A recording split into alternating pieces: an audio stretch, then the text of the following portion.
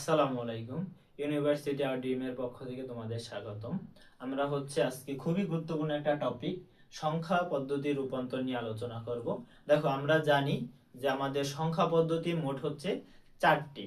চারটি সংখ্যা পদ্ধতি কি, যে দশমিক, বাইনারি, অক্টাল এবং হেক্সাডেসিমাল। চারটা সংখ্যা পদ্ধতি থেকে 12 ধরনের যে সংখ্যা রূপান্তর করা যায়। আমরা আজকে তিনটা সংখ্যা পদ্ধতি রূপান্তর নিয়ে আলোচনা করব। যে দেখো, দশমিক থেকে বাইনারি, দশমিক থেকে অক্টাল এবং দশমিক থেকে হেক্সাডেসিমাল। চলো, আমরা যদি একটা দশমিক সংখ্যা, তোমরা আশা করি সবাই চিনো যে আমরা সচরাচর যে সংখ্যা ব্যবহার করি ওগুলো বেশিরভাগই কি, যে দশমিক সংখ্যা। কম্পিউটারের মধ্যে যে সংখ্যা পদ্ধতি ব্যবহার করা হয় বা কম্পিউটার যে ভাষা বুঝে ওইটা শুধুমাত্র বাইনারি সংখ্যা বুঝে। চলো, আমরা যদি দশমিক সংখ্যা লিখি, একটা ধরো যে আমি যে একটা দশমিক সংখ্যা লিখলাম 38। এটা একটা 38 একটা দশমিক সংখ্যা। তাহলে এর সাথে দেখো, একটা দিয়ে আমি তোমাদের দুইটা বুঝাই দেব, যে দশমিকের পূর্ণ অংশ থাকলে কি হয় এবং ভগ্নাংশ থাকলে কি হয়। দেখো, 38 দশমিক যদি আমি দেই যে 375, এইটা কি একটা, ভাই এইটা একটা দশমিক সংখ্যা। দশমিক সংখ্যা কেমনে বুঝলাম? দেখো, 1 থেকে 9 এর মধ্যে সংখ্যা থাকবে এবং এদের যে বেসও দেওয়া থাকবে, যে এর বেস কত, 10। তাহলে এ থেকে আমি কি করব, এই থেকে যে আমি এই সংখ্যা রূপান্তরটা দেখব, যে বাইনারি, যে এর বেস 2, কিভাবে সংখ্যা পদ্ধতি করা যায়। দেখো, তাহলে এই যে দশমিক সংখ্যা, দশমিক সংখ্যার দুইটা অংশ থাকে। দেখো, যে দশমিকের এই আগের একটা সংখ্যা এবং পরের একটা সংখ্যা।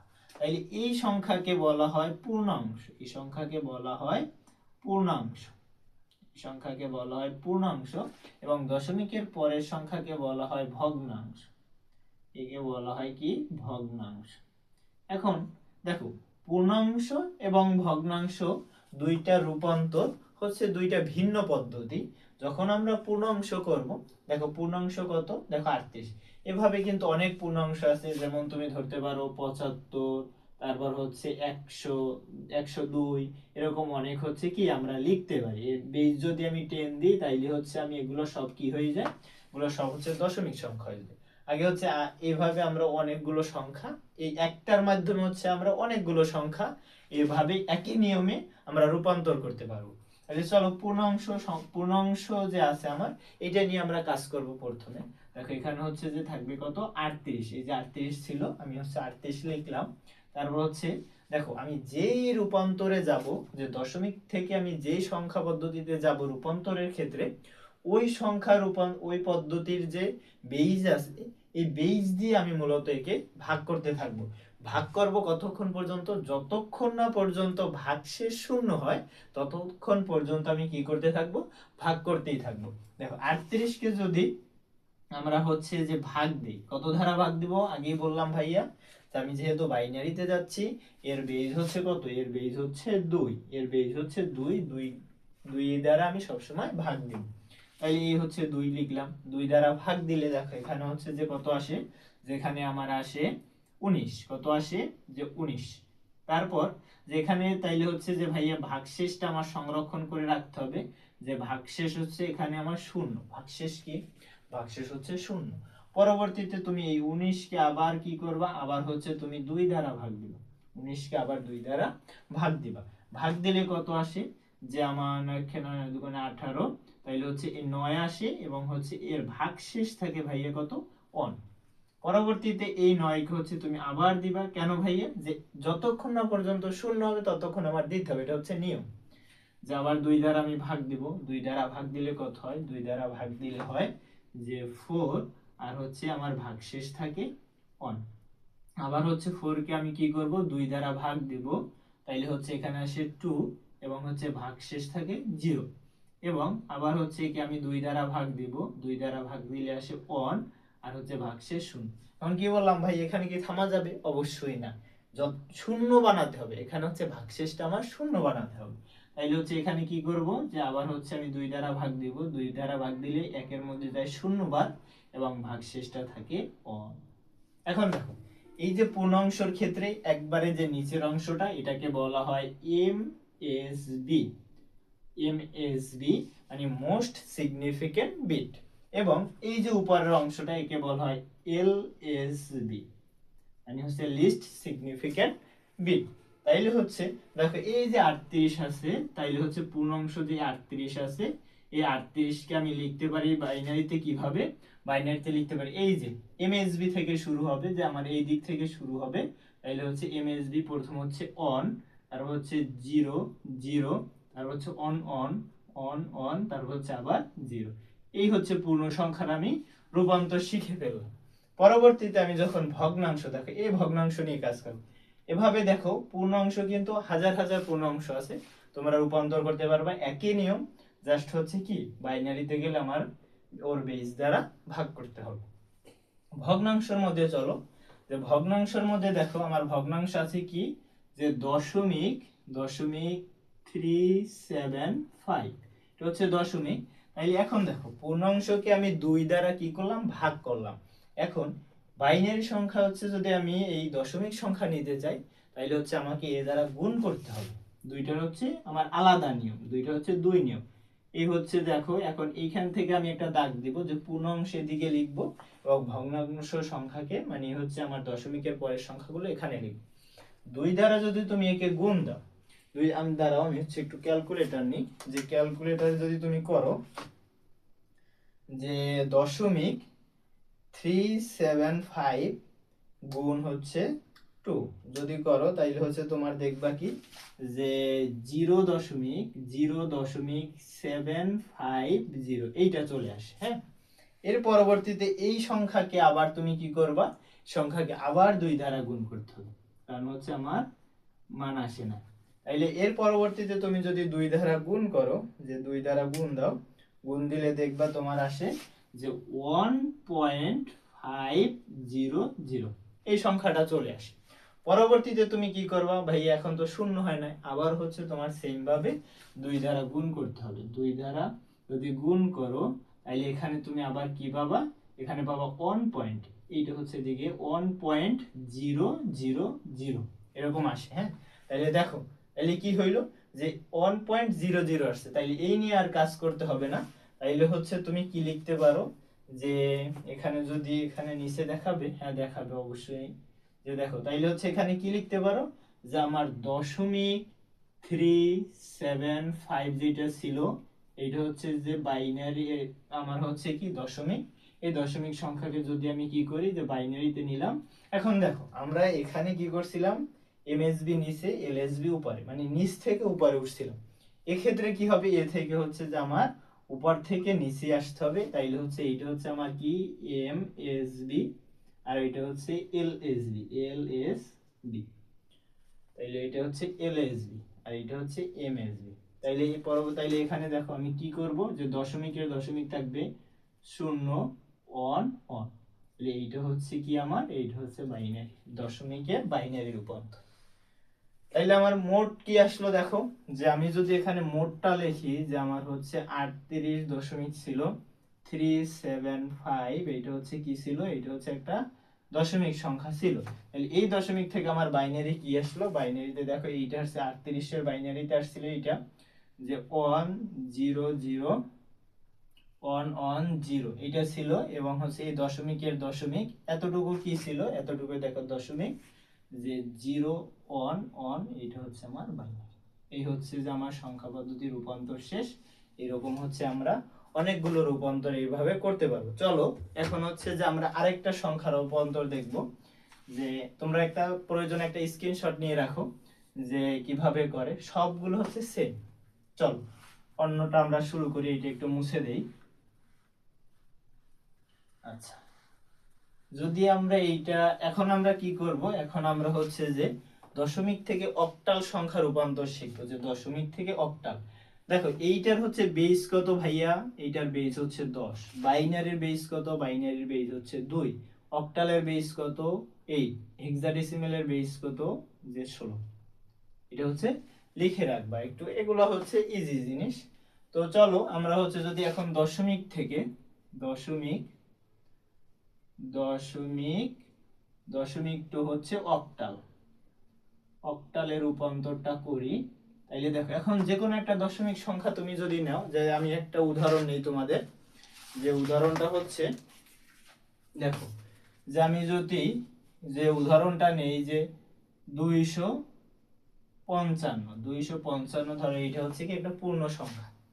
পূর্ণ সংখ্যা যদি আমি নিলাম, যে এর সাথে দেখো আমি দশমিক দিয়ে একসাথে করি, তাইলে হচ্ছে তোমরা একই সাথে কি করলাম, পূর্ণ সংখ্যা এবং দশমিক সংখ্যার একই সাথে রূপান্তর শিখতে পারলাম।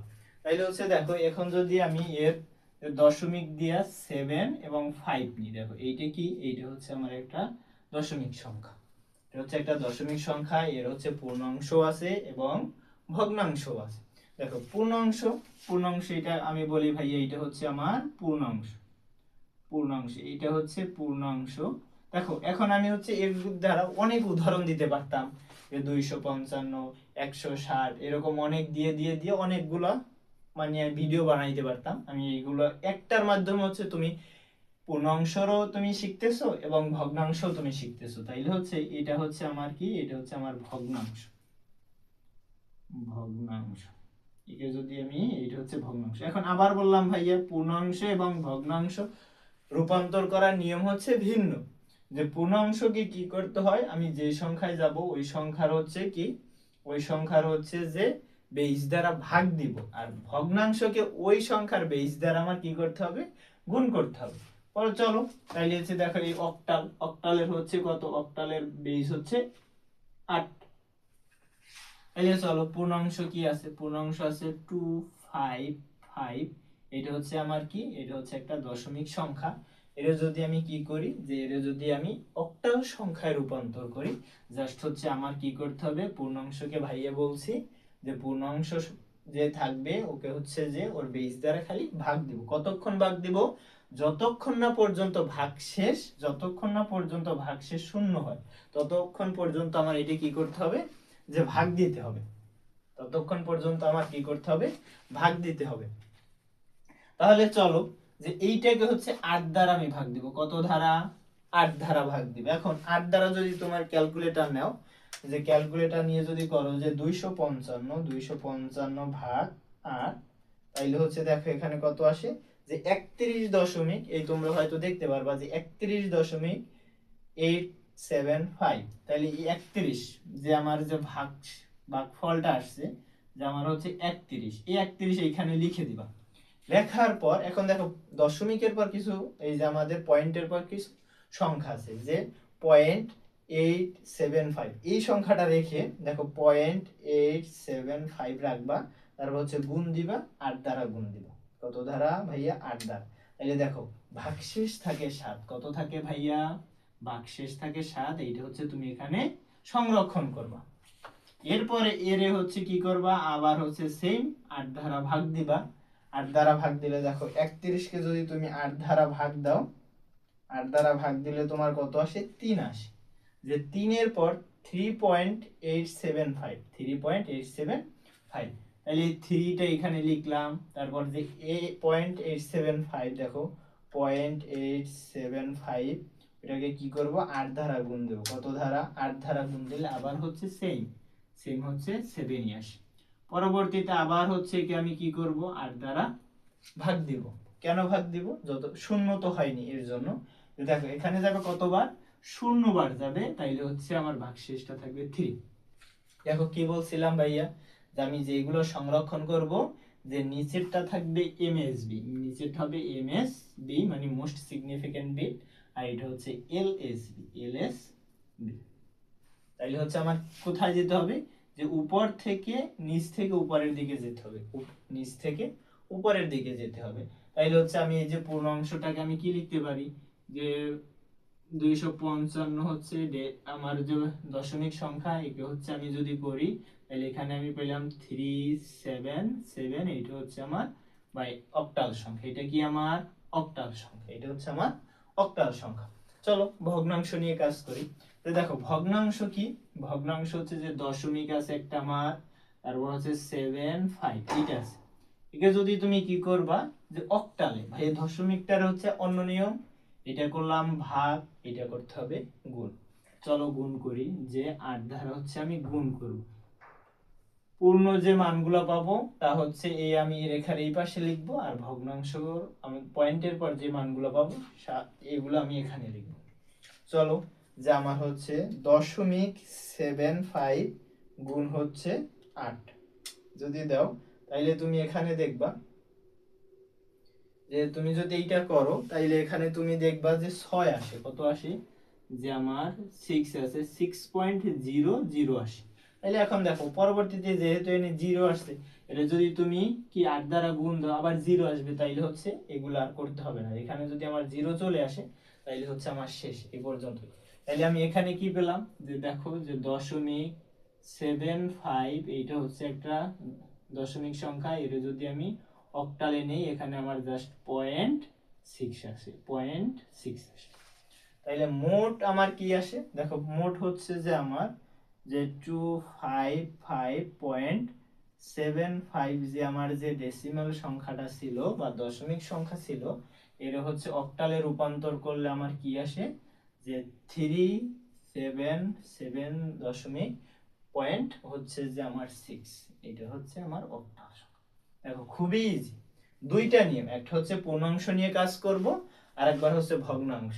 এখন অনেক ম্যাথ করবা যে যেখানে শুধু পূর্ণাংশ আছে তাইলে এই নিয়ম করবা, আবার অনেক ম্যাথ দেখবা যে শুধু ভগ্নাংশ আছে তাইলে হচ্ছে এই নিয়মে আগাবো। দেখো এখানে 0 হয়েছে, এর জন্য আমি এই এক ধাপেই শেষ করছি। তাহলে কিন্তু আমি অনেকগুলো আরো ধাপ করতাম, যতক্ষণ না 0 আসতো ততক্ষণ হচ্ছে আমি এটা করতে থাকতাম।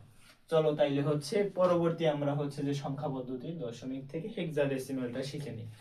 তো চলো এটা একটু মুছে দেই। দেখো যে এরপর হচ্ছে আমাদের যদি করি যে ডেসিমেল থেকে হেক্সাডেসিমেল বা দশমিক থেকে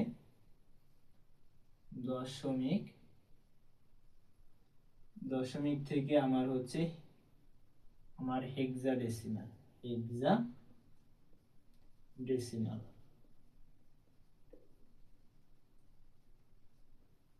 দেখো তাহলে হেক্সাডেসিমেলের দেখো তো হেক্সাডেসিমেলের হচ্ছে কত? হেক্সাডেসিমেলের হচ্ছে বেজ হচ্ছে 16। 16 দ্বারা ভাগ হবে, নয়তো 16 দ্বারা গুণ হবে। এখন যদি আমি একটা তোমাদের যে একটা যে কোনো একটা যদি আমি উদাহরণ নিই, ধরো হচ্ছে আমি কত নিলাম, যে দেখো যে 55.7 এরকম একটা উদাহরণ যে দশমিকের।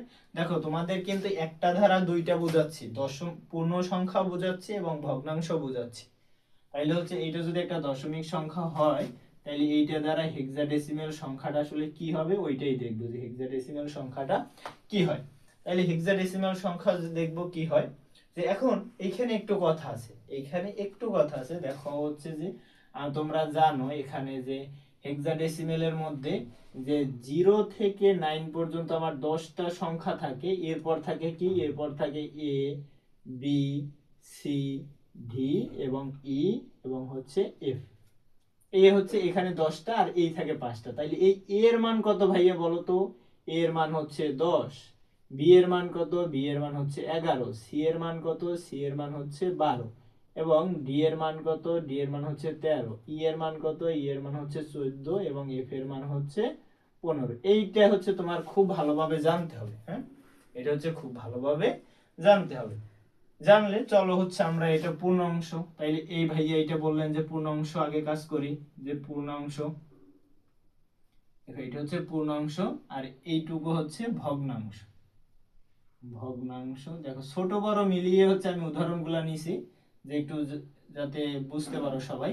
যে দেখো তাইলে পূর্ণাংশ নিয়ে কাজ করি। পূর্ণাংশ হচ্ছে 55। তাইলে হচ্ছে কি ভাইয়া? পূর্ণাংশ হচ্ছে আমি যেহেতু হেক্সাডেসিমেলে যাচ্ছি, এর হচ্ছে বেস 16। তাইলে 16 দ্বারা হচ্ছে কি করতে হবে আমার? 16 দ্বারা হচ্ছে ভাগ দিতে হবে। দেখো 16 দ্বারা আমি যদি ভাগ দিই, দেখো 55কে তুমি 16 দ্বারা ভাগ দাও, 55 ভাগ হচ্ছে 16। তোমরা ক্যালকুলেটর দিয়ে করবা সবাই। দেখো এখানে আছে 3.4375। এই তাইলে হচ্ছে এখানে 3টা লিখবা। তারপর হচ্ছে আমার আর এর হচ্ছে যে আমার আছে যে আমার যে ভাগশেষটা আসবে ওটা সংরক্ষণ করতে হবে। তাহলে এই যে দশমিকের পর যে সংখ্যাগুলো আসছে ওইগুলো হচ্ছে আমার গুণ করব। দশমিকের পর হচ্ছে যে সংখ্যা আসছে, যে দেখো দশমিকের পর আসছে যে আমার সংখ্যা, দেখো যেখানে আমার যদি সম্পূর্ণটা আসছে কি যে 3.4375 এইটা আসছিল। তাইলে এখন এই 3 এখানে লিখলাম, আর এই যে সংখ্যাকে আবার হচ্ছে আমি 16 দ্বারা গুণ করব। দেখো দশমিক 4375। এর হচ্ছে কি করব, এর হচ্ছে আমি 16 দ্বারা গুণ করব। 16 দ্বারা গুণ করলে দেখো এখানে আসে 7। এই 7 হচ্ছে আমার ভাগশেষ। সংরক্ষণ করব। পরবর্তীতে আবার হচ্ছে, তাইলে এইটা মুছে দাও, যে এটা হচ্ছে আমি রাফ করলাম জাস্ট। এর পরবর্তীতে দেখো একে কি করব, আবার হচ্ছে আমি 16 দ্বারা কি করব, 16 দ্বারা একে আমি ভাগ দেব। 16 দ্বারা 3 এর মধ্যে শূন্য বার যাবে, আর হচ্ছে তাইলে আমার হচ্ছে এখানে থাকে 3, এখানে থাকে 3। এরপর দেখো তাইলে হচ্ছে আমার কাজ শেষ, যে আমি হচ্ছে 5 এইটাকে আমি এই যে পূর্ণাংশ সমান আমি কি পেলাম, যে হচ্ছে আমি, যে দেখো এখানে আমি কি পেলাম, এখানে হচ্ছে আমি পেয়েছি যে এই দিক হচ্ছে আমি জানি এই দিক থেকে নিচ থেকে উঠবে, তাইলে হচ্ছে কি আমি এখানে লিখতে পারি 3 এবং হচ্ছে 7। 3 এবং 7 এটা হচ্ছে হেক্সাডেসিমাল। চলো ভগ্নাংশ নিয়ে কাজ করি।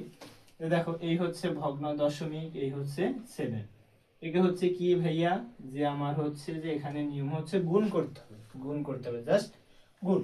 তাইলে হচ্ছে দেখো এইটা হচ্ছে এখানে না, যেখানে আমি 16 দিব, 16 দ্বারা গুণ করার পর হচ্ছে আমি এটা দিব। আচ্ছা, পয়েন্ট হচ্ছে 7 আছে, একে হচ্ছে তুমি 16 দ্বারা গুণ দাও। 16 দ্বারা গুণ দিলে এই দেখো এখানে আসে যে দেখো 11 দশমিক হচ্ছে 2, মানে 11 পয়েন্ট হচ্ছে 2।